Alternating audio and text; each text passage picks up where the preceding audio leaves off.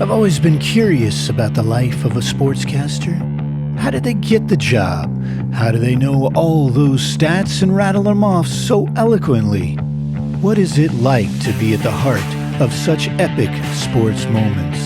Thankfully, our guest today, Ahmed Fareed, helps share those insights and behind-the-scenes moments of being just that, an Emmy Award-winning sportscaster for NBC Sports, covering the Triple Crown, Premier League, Rugby, the Olympics, and currently can be found hosting MLB Sunday Leadoff every Sunday streaming on Peacock, which we will dive into. But first, we begin with his coverage of the Kentucky Derby.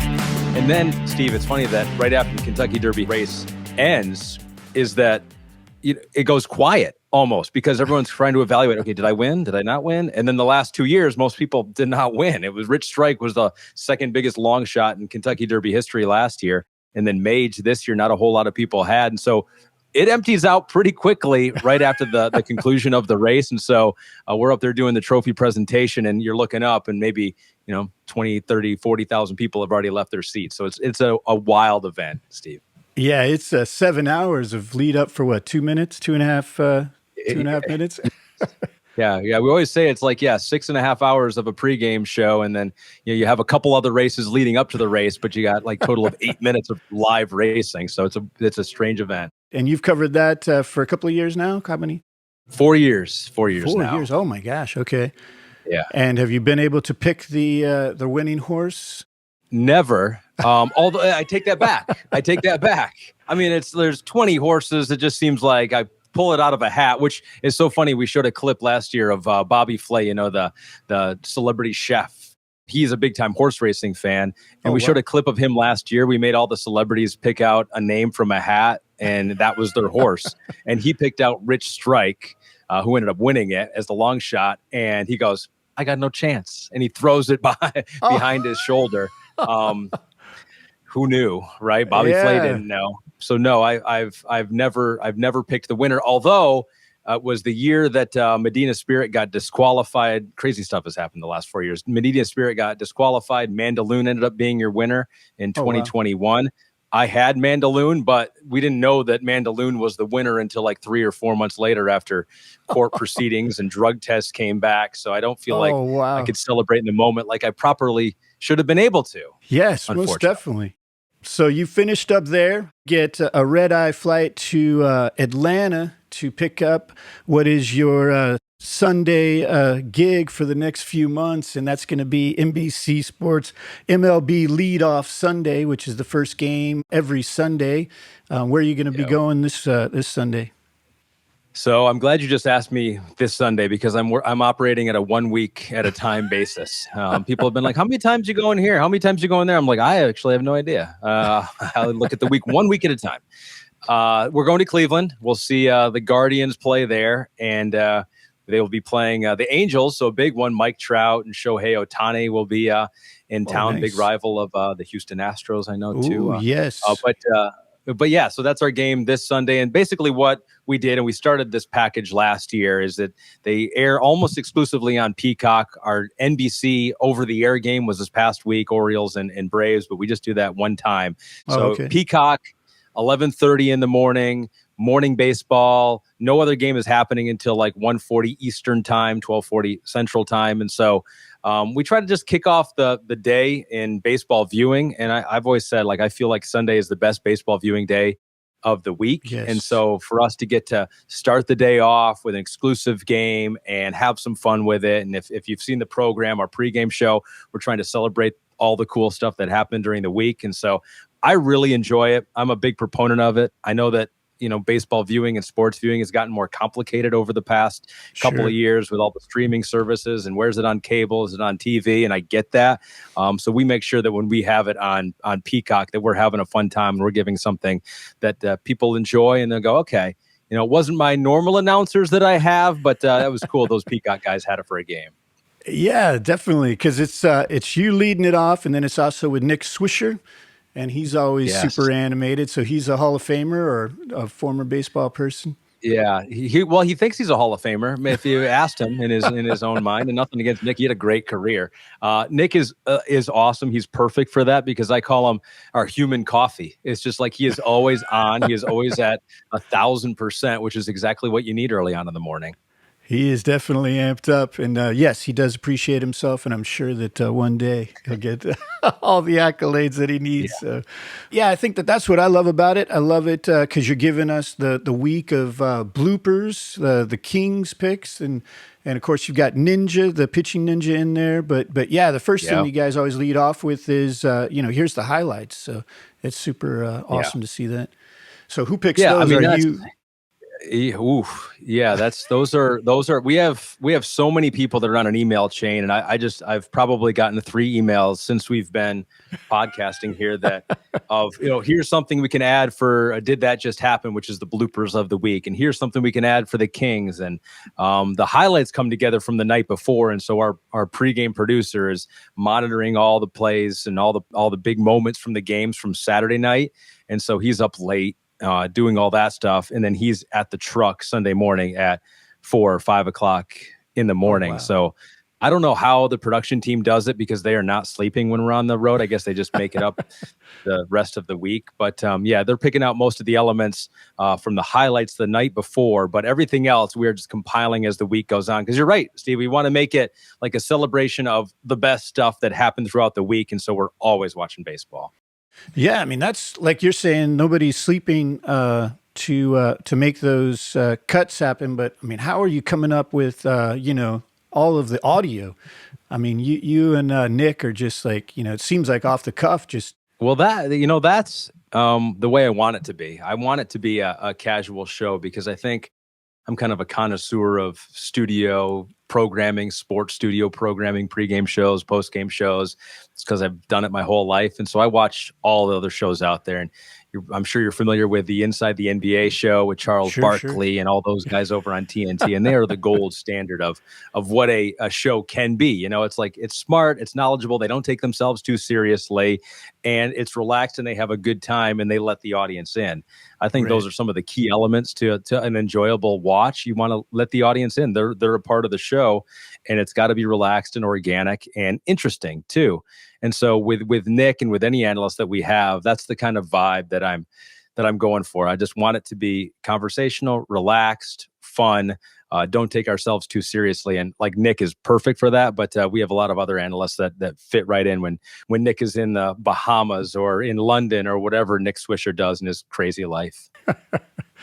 So you're going around. I mean, you're some of these amazing ballparks. I'm sure you don't want to say favorites because we love all of our kids, but I mean, come on now. I mean, some of these places you're getting to go to and be down there on the field. It must be amazing looking up and seeing everything.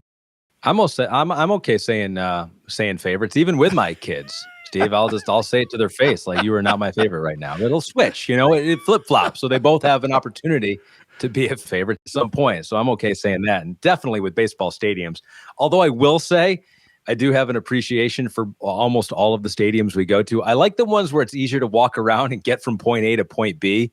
The Toronto Sky Dome, while awesome, Dodger Center it's now called, while awesome, and the roof and the tower next to it, it is a beast to get from one point to another. And so that one is tougher to work for us, but honestly, this is why one of the reasons I love baseball is that it's like the stadium and the venue is part of the story, and it impacts gameplay with Fenway and Short Porch and Right at Yankee Stadium and Tiger Comerica Park, which has the long center field. And so I love being able to go to all of them. We went to Cleveland 3 times last year. Oh, wow. Progressive Field there. And I don't think Cleveland stands out to anyone as like, oh, wow, I got to get to Progressive Field.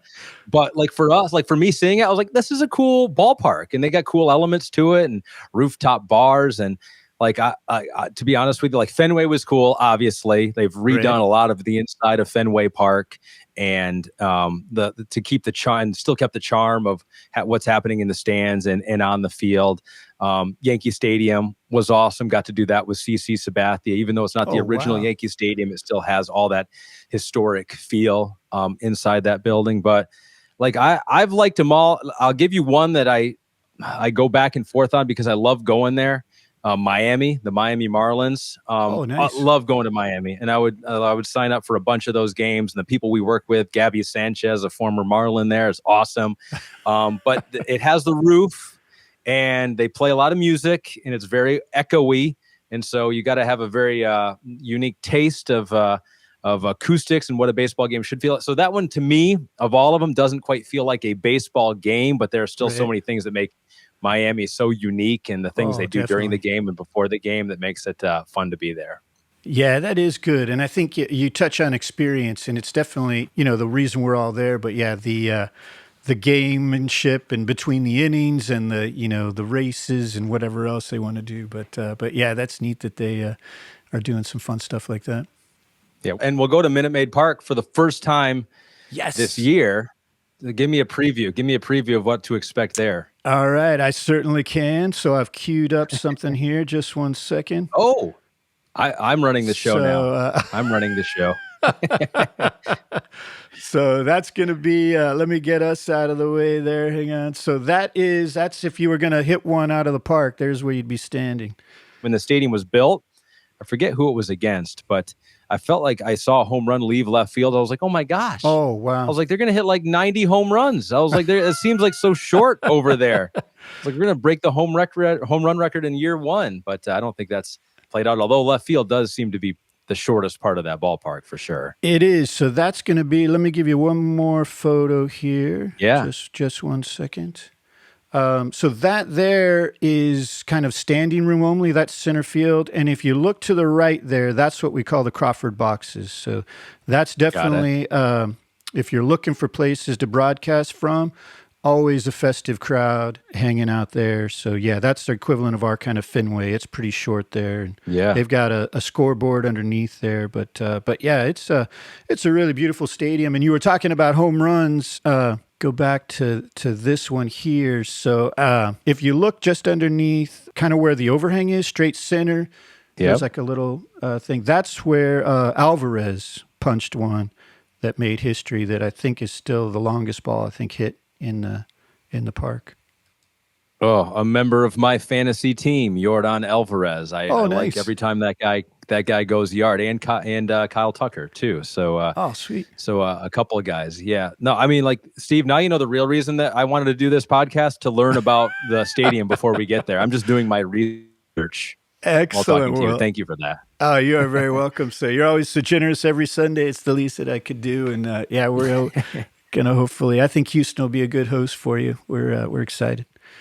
So awesome. So that's every Sunday through October. Yeah. And then you also have the Pitching Ninja, which he's a kind of an interesting person as well. Is he a real pitching person? Is he a self-proclaimed ninja, or is he really the go-to? Yeah, I don't think he has the credentials to back up the ninja part. I got to ask him for that. I don't know that he is a ninja. I think we just take his word for it on that. But he is a pitching guru, and he has a lot of experience with baseball growing up and college baseball, and he's been involved with it. He knows all the people that are doing the new things with pitching, and it's amazing what they can do now with all the machines and how they look at someone's body. It looks like little stick figures throwing a baseball, but what they're doing is analyzing the load and make sure that your hips are in the right alignment. It's awesome, all the stuff they're doing. So this guy loves pitching, and he loves the final result. And so if you're a baseball fan, no doubt you've come across some of his content on Twitter. He's just always tweeting the nastiest pitches and showing a little overlay of a fastball and a curveball, and showing how they look like the same pitch up until this point, and then they just go in opposite directions. And so that's exactly what we try to do with everything we do at NBC, but especially with this baseball property, is like, okay, the fan who's seen every game and every pitch from some of these guys, Verlander or whatever, it's like, what don't they know? What haven't they seen before? And there's a good chance that they haven't seen Pitching Ninja break down their pitchers quite the way that he does it. Wow. And so, invaluable asset to us again. And like I said before, it's a way to further the story and to celebrate the game and show you new things that you're like, I knew that guy was awesome. Now I have a little bit better idea why.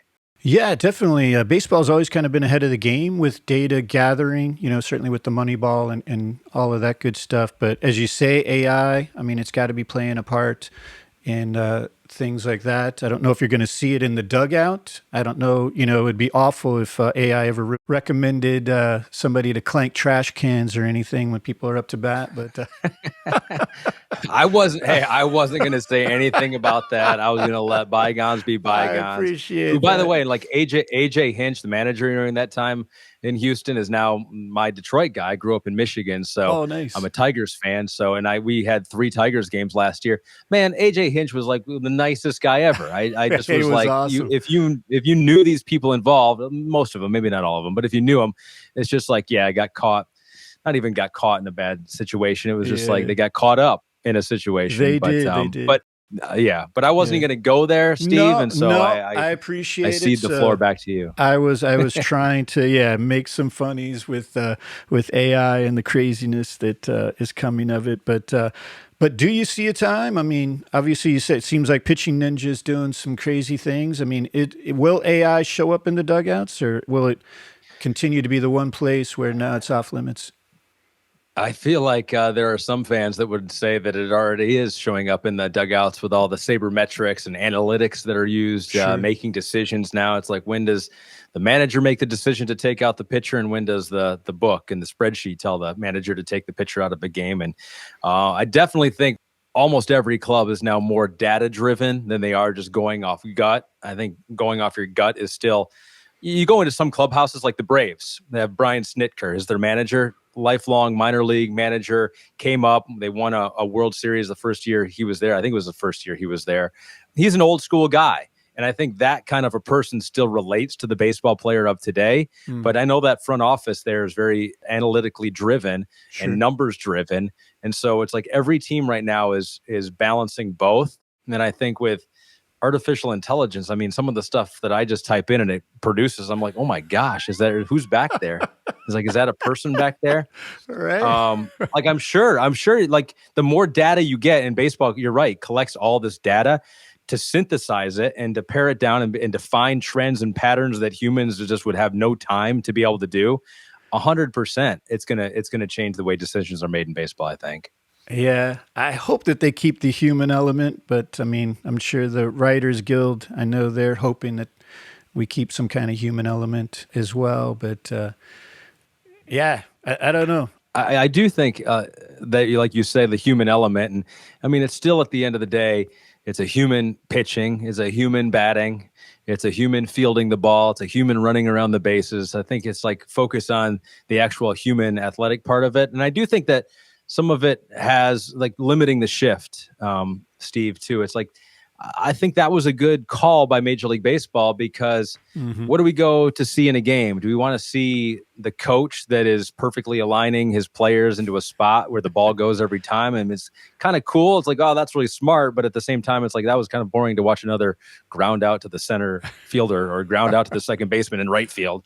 So it's like making sure that we have rules in place that still emphasize the athleticism, which we're seeing more steals this year. Diversity of ways to win a game, I think, is very important. Not just all home runs, but it can be speed, it can be defense, it can be. So I think as long as you make the rules in a way where you have to have this athleticism to be able to play the game and play it at a high level, I think we're going to be able to skirt by our AI overlords and preserve the game that we love. I totally agree with that. I talk to people about AI and that kind of stuff, and I can go buy the same bat that Barry Bonds, would make his famous swings, but there's no way I'm going to do the same thing that he does. So eventually, AI is not going to be swinging at the plate, I hope. I mean, who knows with deep fakes, who knows who will be up, right? Yeah, who knows what to believe? Who knows if I'm even out there doing the pregame show? Is that even Ahmed, or is that a hologram? No, who knows? It's definitely... He's licensed out his face. If you're... you guys do the leadoff hour, and then you transition it to the team that calls the play-by-play and everything. Are you on break? Are you now, hey, I'm going to go, see what the local cuisine is? I do, and the local cuisine being up in the concourse level if they want me to try out the famous ballpark food, or the chili if I'm in Cincinnati. No, I'm pretty engaged during the game. So as the year goes on, we'll do more and more stuff. Like I said, in the stands, in the crowd. Nice. Sometimes last year we would go interview some kids that caught a home run ball from Albert Pujols, was something I remember from last year in Pittsburgh, and that was awesome. It was a whole youth baseball team, the Senior Jalapenos. I remember that was a cool story. So I'm looking for stuff like that during the game. I'm interviewing the managers in early innings or third or fourth inning. So, nice. No, I don't get to take a huge break during the game, but I'd rather have it that way. We're only on the air now for 2.5 hours during a game, so we try to find interesting, the organist, something interesting in the ballpark to bring people at home. Oh, I look forward to the organist. We are still a park that does still have the dun dun dun dun. Yeah.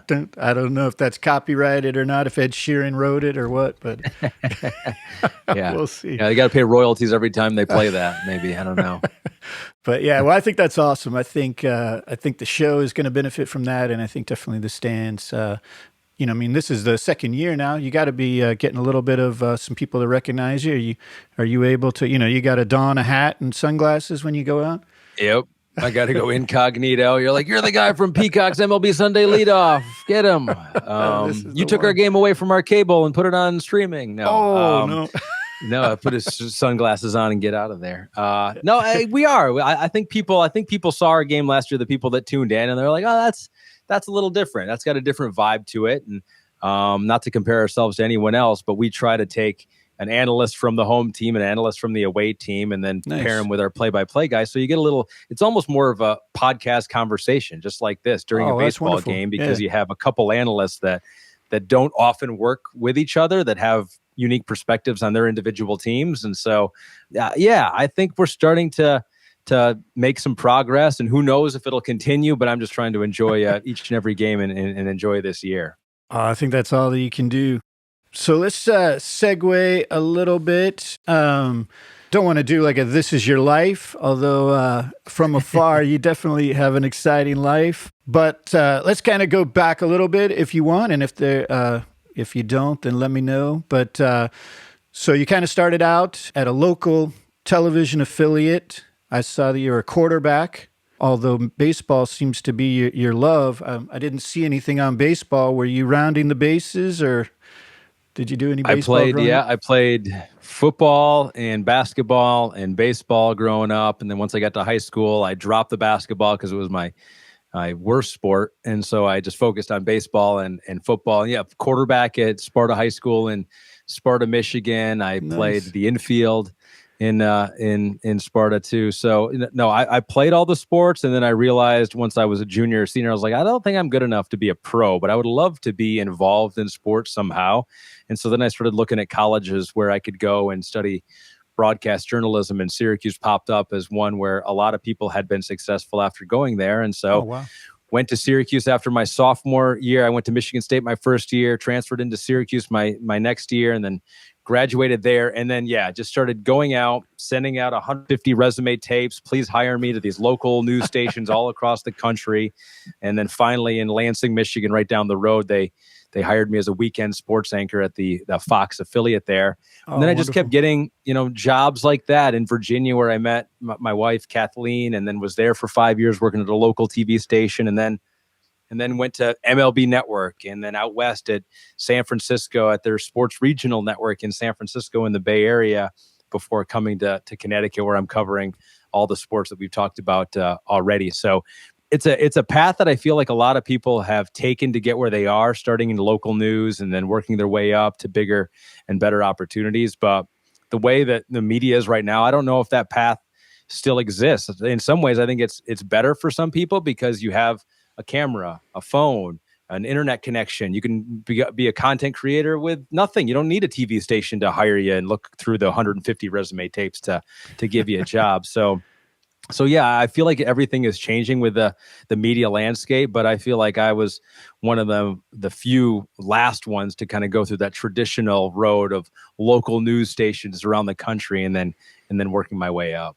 Yeah, it's amazing. Yeah, I think one of your big tours was certainly in San Francisco, doing the Bay Area sports there. I mean, I've seen some of the tapes, and again, we see these sports athletes for 60 minutes for maybe 2.5 hours at a baseball game, or maybe 2 hours at a football game. but you're able to spend time with all of these professionals off the court, and the one that comes to mind is when you were doing there was Steph Curry, I think, had some shoes that he was going to donate or something. There was like a beautiful video on just, again, stuff that we don't always see. And, I know that time consumes them when they're on the court or on the field, but yeah, can you speak to a little bit about, what all of these persons are off the field? And Yeah. You know what? I found this to be true. And like, there are a couple of things here with athletes. They are, because they're often playing team sports, unless you're talking to a golfer, you're talking to a basketball player in Steph Curry, or a baseball player in Buster Posey or Miguel Cabrera, because they're in this team environment, they're really good teammates. They really work well together, maybe better than all of us, and I've noticed this when they transition into the TV roles, and I've worked with a lot of former players, Chris Sims, former quarterback in the NFL, Dan Plesac, Harold Reynolds, former baseball players. I worked over at Major League Baseball Network. Like, those guys, they are really good teammates when you're putting on a show together, because that's the environment that they've grown up in. They weed out the bad teammates pretty quickly. And so I think that's maybe something that people think that they're all in it for themselves, but I think these are some of the best team guys that we have in our society, probably. So I think that's number one that stands out. And number two is that the times where you're like, oh, he's just a spoiled athlete, I think a lot of times is that the pressure is becoming quite a lot on these guys. And I don't think we often think of that. We think that, oh, these guys are making millions playing a game. But there are very few athletes who have that guaranteed multi-year contract where they're secure in their role. I would say 80% of any athlete in any sport is hoping that they can make it through that year and maybe make it through the next year. There's always someone there possibly going to replace you. And I think of that all the time, Steve, when we're trying to do these fun stories, and I try to do it out in San Francisco with the Giants, where we'd play ping pong with a guy on an off day. And I was like, okay, this is a great story. And sometimes the player wouldn't want to do that story because they were in a slump, or, it was a really bad week and a half. And that is their livelihood. That is their job. And while I might just say, like, oh, who cares? You're in a slump right now. You'll break out of it. And next week you'll be hitting great. But for them, it's like they're in the middle of it. And it's like their whole livelihood is maybe going out the window. So, like, I get it. And I think sometimes we forget that aspect of it, of how much the pressure is on athletes constantly to perform week in and week out and prove that they're as good, if not better, than they were last week. And I think that sometimes creates some tension, but I think if we all just remembered that, we'd understand some of those moments from those athletes. Yeah, no, I think that's well said, and it makes me think that you are with these players quite a bit. I mean, I guess you've seen, and I certainly don't want you to go into anything specific, but I mean, I would imagine, you guys are palling around. I mean, yeah, they probably want to lean on you, and do you have to keep that, announcer distance, or are you able to kind of just, hey, let's just chat and have a beer or something? Yeah. I've never had a beer with any player. I've never really hung out with a player outside of work. There was one time covering the San Francisco Giants and the playoffs in Cincinnati that Tim Lincecum and Javi Lopez, some of their players. Tim Lincecum was a great pitcher for them. We're out getting a drink and dinner at a restaurant because they're on the road too, and so able just to converse and have some lighter moments that way. But for the most part, I'd rather keep it separate. I'd rather not become chummy with the athletes, because I have a job to do, and that is to analyze them and try to be as objective as possible. And if it's not going great, say, hey, it's not going great. What's going on? And I feel like if you get too close to the situation, you're doing a disservice to the fan a little bit, and not asking those questions maybe that need to be asked, or being as critical as you need to be in those situations. So not that I'm, avoid just small talk with an athlete when I'm at the venue or at a baseball field. I'll definitely do that. But as far as carrying on relationships with people outside of the game, I haven't done that yet. And I think it probably makes my job a little bit easier. So you've worked with some of the greats, totally drawing a blank right now, but what's the gentleman from the MLB? Man, he's been doing it for years. You guys were working together. And I apologize for drawing a blank. Nick Swisher. Nick Swisher, you calling Nick Swisher a great now? Again, he's man. Did he email in this show? Did Nick email you and go, put me in the Hall of Fame? Call me great. In fact, let me pipe him in right now. Here's Nick. No, I'm not thinking Marv Alberts, but it's Bob Costas. Bob Costas was. So I bet that's I don't know if you've had a lot of mentors coming through, but that certainly seems like that would be one for the books. So I have not had a whole lot of mentors, but I did work with Bob at MLB Network. We were there together, and he was awesome. He was super supportive, and he is Bob is wired different. He has a brain that retains information. He has a way with words where it looks like he's reading from a teleprompter. It's just coming out of his mind. Bob, you look back at some of Bob's best stuff, and it's just like, man, oh man, that guy is not from this planet. And so it's a way to make any broadcaster feel inferior is just look back at old highlights of Bob Costas, because he always asks the pertinent questions and the hard questions, but the really correct questions and the interesting ones that you want to know the answer to. And so watching him for sure was a mentor. Someone who I've worked with a lot is Mike Tirico, who came over to NBC. I think now it's about 5 years ago, 6 years ago. And he has been so supportive of me. The first time I was getting ready to cover horse racing for NBC was about 4 years ago. I'd never done it before in my life. And he was in that situation too. He really had not done any horse racing before he came to NBC. Oh, wow. And now you see him on the Kentucky Derby and Preakness and all of our big races. But he called me up just out of the blue. And we talked on the phone for an hour about what I needed to know, what I needed to study, the best, easiest ways to prepare for these shows, and what to keep in mind as I'm executing the shows. And this was all Mike just doing it because he felt like it was the right thing to do. And so he was super supportive this last weekend when I was out in Kentucky, telling me, good job, keep it up. So he has been as much of a mentor as I've probably had in sports media at the national level. Yeah, that's awesome. Because when I've been watching you come in and get us amped up, and then you're like, all right, well, let's turn it over to Mike, and here's, so that's awesome that you guys have that great relationship, and like you were talking, you guys are teammates, you're there to exactly. make a total show come together, and so I think it's definitely shows when you guys are putting things together. So yeah, I hope so. Yeah, definitely. So I know we're kind of coming down to the wire here, but what is it? When did you realize, like, man, this is what I want to do, and this is, I mean, I guess you must pinch yourself every day, and you. I do, and then I do. You're right, and I do, Steve. I pinch myself, but at the same time, sometimes I'm like, wait, what did I sign up for? It's just like my heart's beating through my chest. I'm doing the Kentucky Derby. I don't want to screw it up. I'm sweating through my jacket in Louisville, Kentucky. I'm like, this is fun, but this is very high stress too at the same time. But you're right. I've lucked out, and I've been able to be at some iconic places and places I'll never forget. But it does. You want to feel like you go into these situations prepared, and so I prepare as much. When I was in Louisville, I didn't go out to dinners or anything like that. I was going back to my hotel room. I was writing for probably 4 or 5, 6 hours a night, just my scripts, making sure they were all in line. And then a horse would scratch, and then I'd go back, and the next night, 5 or 6 hours, just typing away.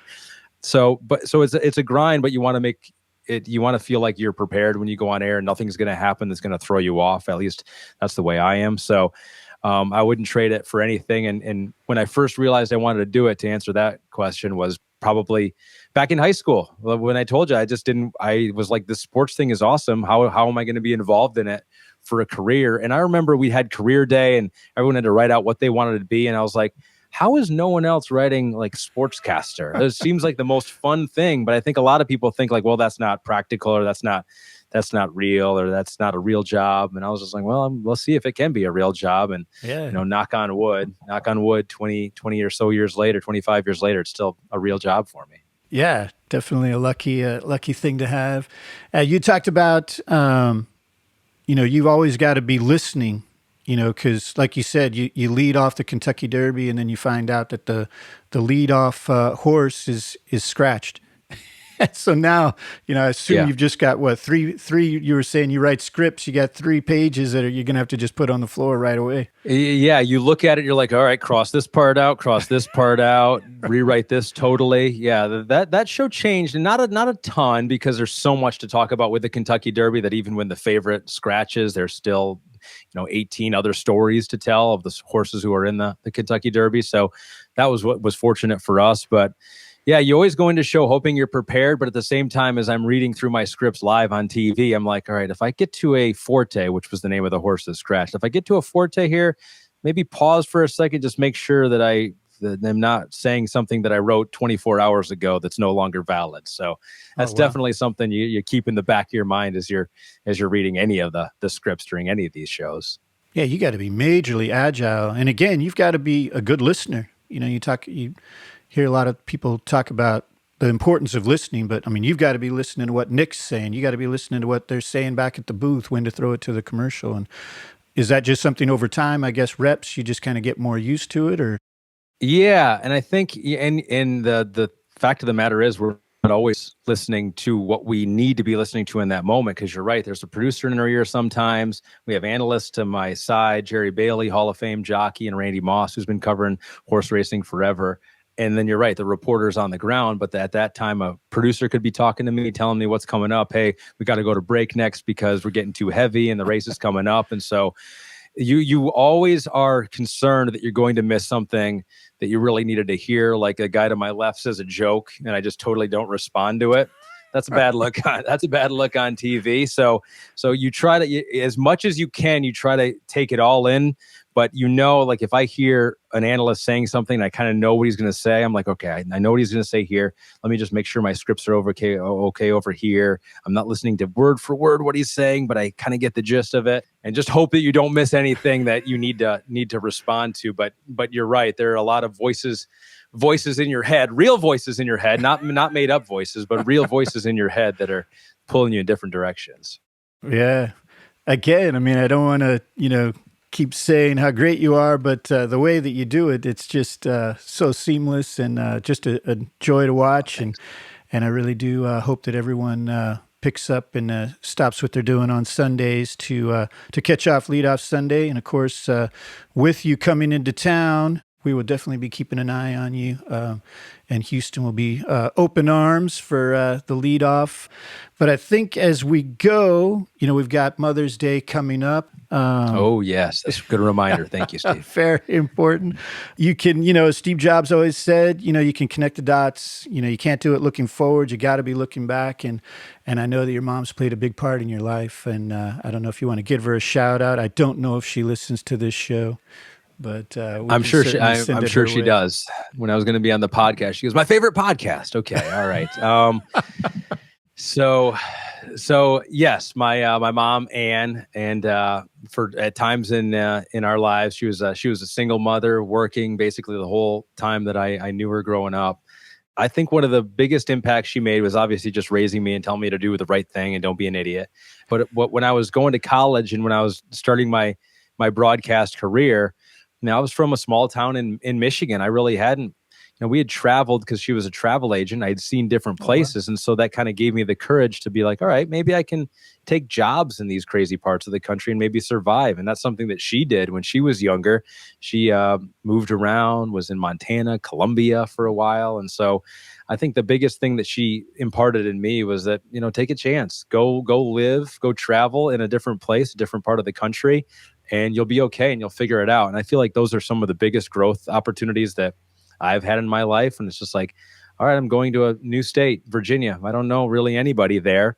I don't know about the teams. I don't know much. I know how to do the job, I think, and we'll see how it goes. And so I go there and I work for the local TV station for 6 years. I make a lot of friends and I meet my wife there. And now we have 2 kids. And so I think for my mom, to instill that in me, like, go take a chance and go travel and go see different parts of the world, has basically created my whole life. And so I'm thankful to her for that, among many, many other things. Her and my dad are living close by us now. And my dad was my high school football coach. And so getting to hang out with them and be close to them. And it's just, yeah, it's awesome. It really is.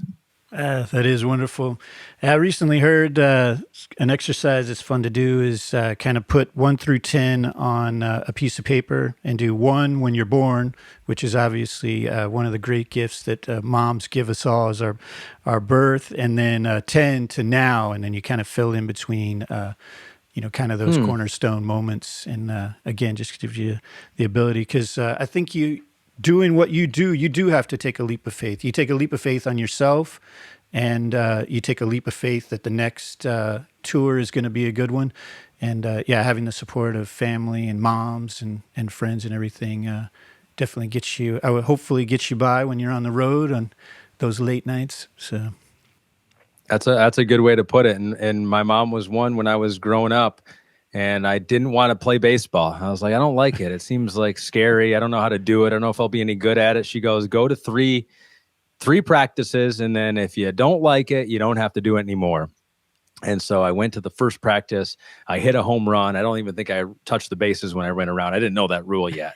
But I just went around in the general area of the bases and got home. And I loved it from that day forward and became my favorite sport. Now I'm working, covering Major League Baseball games because she forced me to do that, something I didn't think I wanted to do at the moment. So you're right. And I think of that with my own kids now and like getting them out of their comfort zone. And my wife is really good about that, Kathleen. And so, which I will celebrate her on Mother's Day, yes, my mom on Mother's Day. And so you're right. Us guys have a lot of work to do over the next few days here, Steve. We sure do. But I think the metaphor with baseball of why home plate is so important definitely rings true this Sunday. So thank you so much for your time, Ahmed. And we'll definitely be keeping a lookout on MLB Leadoff Sunday on Peacock and all the other the goodness that you'll be doing. We didn't even touch on the Olympics. That's a whole thing in and of itself. But well, you know what we can do? If I'm going to be in town in Houston, maybe we save it for an in-person podcast then. There's more to talk about. I think that sounds great. So wonderful. Well, take care. Have safe travels and an enjoyable weekend with your family and everything. And thank you so much. Oh, Steve, it was great talking to you. And anytime, say hi to the family. Luckily, I'll get to say hi to them in person here in just a couple months. We look forward to it. Thank you so much to our special guest, Ahmed Fareed, for stopping by the show. Be sure to catch him every Sunday for the next 3 months on MLB Sunday Leadoff, streaming on Peacock. And also mark your calendars for August 20th when the MLB Sunday Leadoff team will be here in Houston, featuring the Seattle Marlins taking on our own Houston Astros. If you like what you're hearing, please subscribe, and we'll hear you next time. The show 713 is produced and edited by Half Full Productions.